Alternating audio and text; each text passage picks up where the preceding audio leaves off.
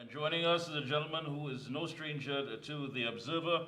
Let me wish him a happy new year to he and his family. All the best for 2024. Good health, financial prosperity, and a peace of mind. UNC Public Relations Officer, Dr. Kirk Meighoo. Pleasant good evening, sir. Good evening. Thank you very much, and a happy new year to you and all your listeners and all your families. Thank you so much.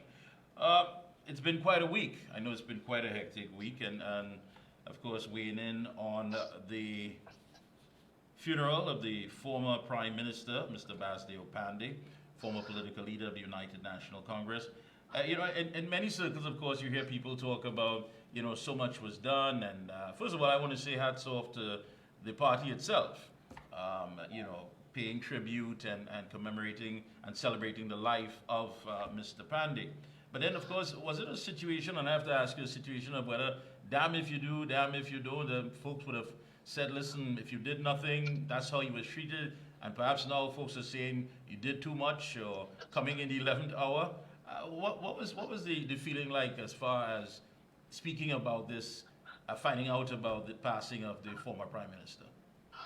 Well, to be honest, I don't think any such question arose in our minds because we all genuinely love Mr. Panday, right? We love him at present, in future, and in the past.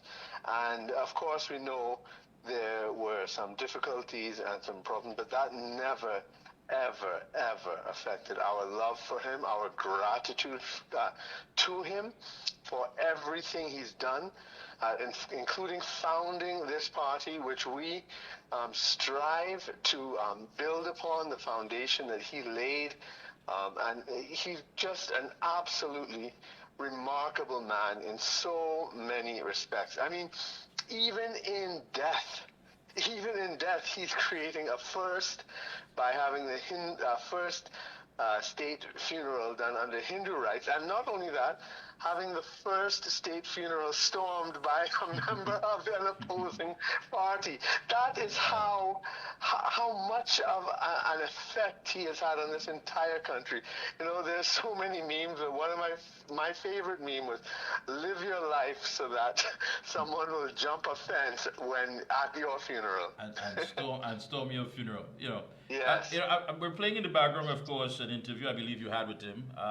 Mr. Panday spoke a lot about constitutional and institutional reform. There are some people who would say, listen, have waited on it from the political perspective, that there was an opportunity for the United National Congress with the coalition under Kamala Persad-Bissessar to have those changes made to be brought a reality. What does that say now that we reflect on so much that he had spoken about on such a topic? Well, if you would remember, the party had engaged in consultations all around the country. We produced it was led by Hamid Ghani and Prakash Ramadar, and a document was produced, and we did table issues such as proportional representation, fixed term elections, $10 million for each MP for each constituency, and we did introduce proportional representation for the very first time at the local government level. Local government councils got offices for the first time in some sort of establishment. But upon reflection, I think that it was Kamala Persad-Bissessar's very consultative style, because she had every intention of going through with the program that was already outlined in that document, which is available online on the Constitution reform proposal after the extensive talks. But even within the coalition, there were some differences of opinions, and she's not an autocratic leader. She wanted everybody to be on board. Unlike the PNM, who just rammed these constitutions down our throats, which nobody wanted. Nobody wanted these constitutions. If you look back at the Queen's Hall Conference, if you look back in 1976, the constitution we have now is against every interest group and academics' proposals of the time. But the PNM, they will use whatever means necessary to push their agenda through, and that's not her Yeah, style. and I agree with you. I mean, when you look at me personally, I think we've outlived the current constitution. I mean, so much has changed globally. People still question whether or not they have the civil liberty to go out there and protest. And you would stand at a corner, perhaps in a protest, a police officer passed by and said, "Listen, don't stand there." You question it, is like, it doesn't seem as though he himself or she knows exactly why they're telling Correct. you don't stand there. And it's a And I big want deal. to add something to that too. That is not only locally, because what is happening in the advanced so-called democracies, they have been stripping away people's rights in the United States, in England, in Europe, and freedom of speech, freedom of conscience, freedom of expression, freedom of religion. These things are being taken away. Privacy, freedom of association, freedom of conscience. So there really is, even in the countries we once looked to for democracy, there are these changes in the world, and we really have to stand up for the freedoms that we were struggling for, and that Mr. Panday struggles for, and what he instituted in his first term of government, which the PNM hate, the Freedom of Information Act, the Judicial Review Act, the Joint Select Committees of Parliament, all these things which demanded that the government open up to the people. That's exactly what the PNM are against. Yeah, the song, of course, that was selected. I had UNC Senator Wade Mark on last evening, and we spoke about the lyrics of that song, a rendition done by Kes Diffenthal, and sung by Frank Sinatra, made popular by Frank Sinatra. I Did It My Way. One of the things, some of the lyrics was, "Yes, there were times I'm sure you knew I bit off more than I could chew, but through it all, when there was doubt, I ate it up, I spit it out, and faced it all. I stood tall and did it my way." Were there times that you witnessed that perhaps, too much came in, trying to consume too much at one time, issues, trying to be so much for so many people, and yet still, wherever it fell short, he still stood up and said, "Listen, I take responsibility and let's deal with it." Yes, several times. I mean, sadly, from the dissolving of Parliament in 2001, to taking on these enormous tasks, and when he may not have had total consensus in the party moving forward, but he felt it was the right thing to do, and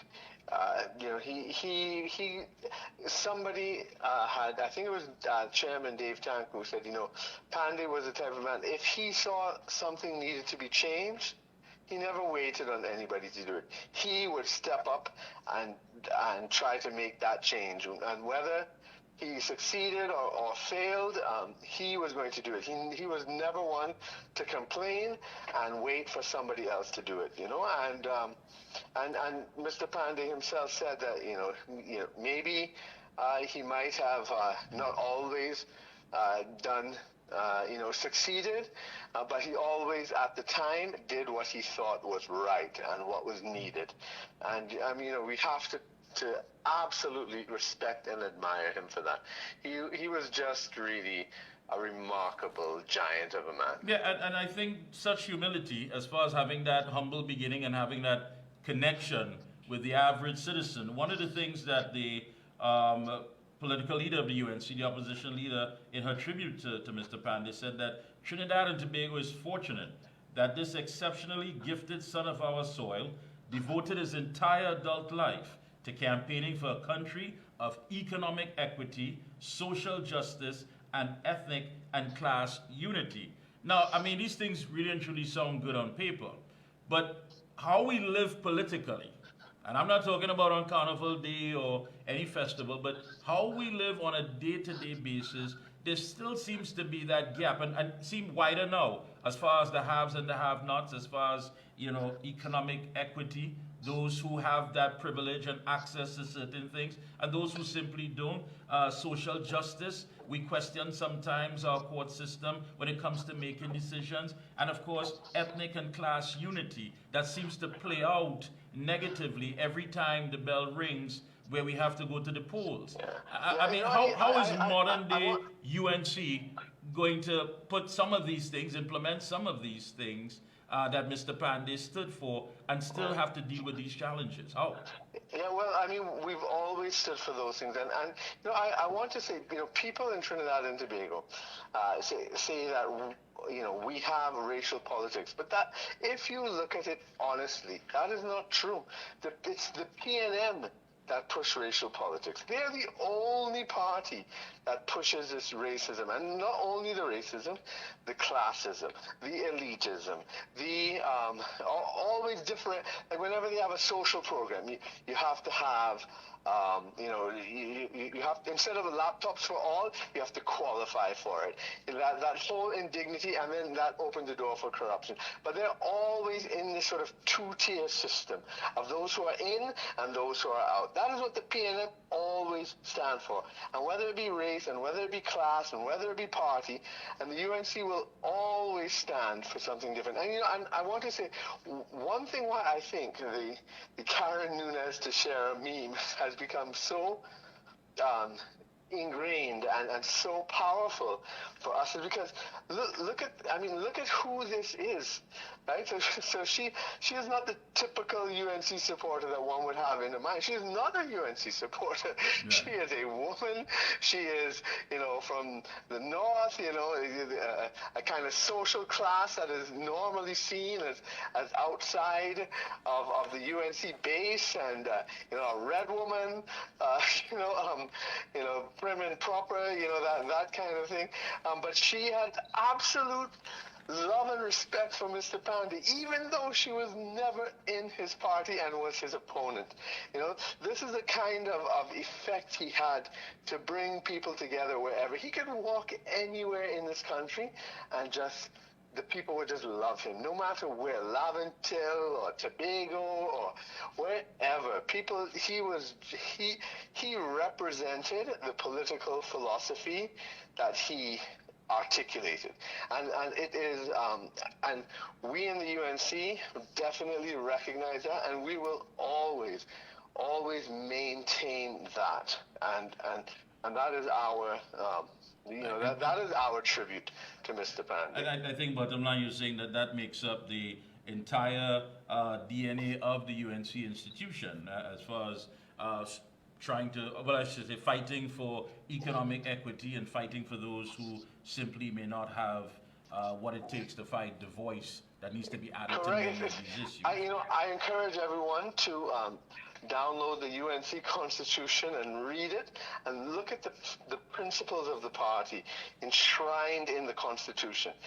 It is something that, you know, I think every member would be so proud to read about. All those same principles you talked about are enshrined and elaborated in our preamble to the Constitution. Yeah. And yesterday, the final question, yesterday, of course, what was your big takeaway from everything that unfolded yesterday? I mean, listening to the eulogy by his daughter, Michaela, I know for sure you spoke about Miss Karen Nunez de Shira. That for sure somewhat been in the spotlight. I think she has immortalized this funeral with that action, you know. People, if they don't remember anything else going forward, everybody will remember that. I think it will have the status of attack with full force. In decades from now, everybody will remember that she stormed the funeral. But I have to say, on a personal note, you know, my parents are still alive, so I need to preface that.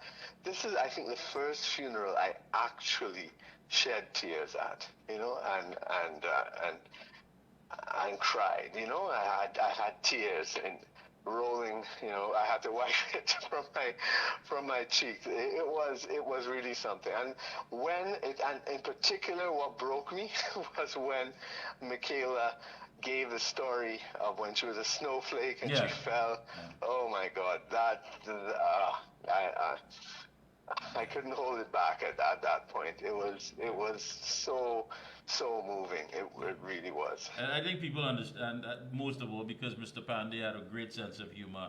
And I think that's what he used to connect and also to dismantle many of the narratives that the media would have put forward to him. So he knew exactly how to work such a thing. And again, in modern day UNC moving forward, do you see people with that kind of personality that may be coming to the forefront, willing to be a part of the political dynamics to change this country? Well, I mean, I think that we all in the party sort of live and strive to live by his principles and positions and so forth. Whether there's anybody as talented and as charismatic and witty and intelligent, well, you'd be hard pressed to find anybody like that in the world. And I'm not exaggerating, and I'm not speaking out of ignorance. I study these things. Mr. Panday's personality, political acumen, and that personality, that is of world-class, quality. That's not something that is common at all. He really is up there with some of the greatest politicians and statesmen in history around the world, not just Trinidad and Tobago or the Caribbean. Yeah. I want to thank you so much for taking time out. As usual, it's been very insightful. And best of luck to you and your entire team moving forward. And let's see what happens. Thank you very much. And Happy New Year again to you and your listeners. Same to you. Thank you so much. Have a good one. You too.